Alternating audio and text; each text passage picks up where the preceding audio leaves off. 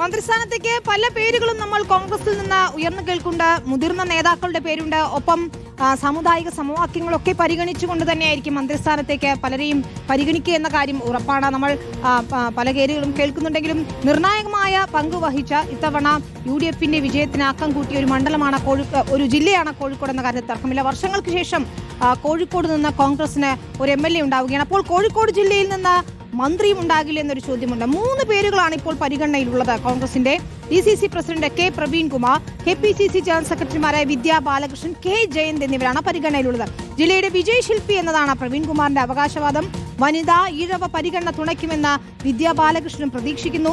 ഈഴവ പരിഗണനയിൽ K ജയന്തിനും സാധ്യതയുണ്ട്. VS രഞ്ജിത്താണ് ചേരുന്നത്. രഞ്ജിത്ത്, കോഴിക്കോട് ഒരുപക്ഷെ ഇത്ര വലിയ മിന്നും ജയം അങ്ങനെ തന്നെ പറയണം. അപ്പോൾ ജില്ലയ്ക്കൊരു പ്രാതിനിധ്യം ഉണ്ടാകും മന്ത്രിസഭയിൽ എന്ന കാര്യം ഉറപ്പാണ്. അതാര് എന്ന ചോദ്യമേ ബാക്കിയുള്ളൂ. 3 നേതാക്കളും ഒരുപോലെ അർഹരുമാണ് അല്ലേ? വിനിത, ഇത്തവണ 3 പ്രത്യേകതകളുണ്ട്. UDFന് വലിയ മുന്നേറ്റം ഉണ്ടാക്കിയതിൽ ഒരു ജില്ല എന്ന് പറയുന്നത് കോഴിക്കോടാണ്. 13-ൽ 12 സീറ്റുകളും കോഴിക്കോട് ഉണ്ടായി എന്നുള്ളതാണ്.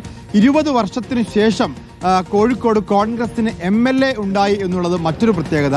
അതിനേക്കാൾ വലിയ പ്രത്യേകത CPMന്റെ കോട്ടകൾ പൊളിച്ചാണ് ഇവിടുത്തെ പലരും ജയിച്ച് കയറിയത് എന്നുള്ളതാണ്.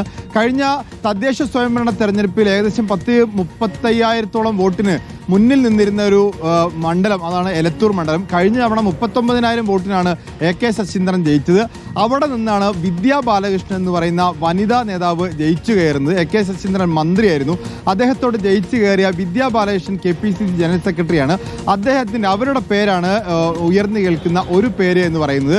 രണ്ടാമത്തത്, ഈ 12 പേരുടെയും വിജയത്തിന്റെ ശില്പിയായി അവകാശപ്പെടാൻ പറ്റുന്ന DCC പ്രസിഡന്റ് പ്രവീൺ കുമാറാണ്. അദ്ദേഹമാണ് കോഴിക്കോട് DCCക്ക് ഒരു ആസ്ഥാനം ഉണ്ടാക്കുകയും ആ ആസ്ഥാനം കേന്ദ്രീകരിച്ച് ആസൂത്രണം ചെയ്തുകൊണ്ട് ഇത്ര വലിയ വിജയത്തിലേക്ക് കോൺഗ്രസിനെയും UDFനെയും നയിച്ചത് എന്നുള്ളതാണ്. മൂന്നാമത്തെ പേര് KPCC ജനറൽ സെക്രട്ടറി ആയിട്ടുള്ള K ജയന്തിന്റെ പേരാണ്.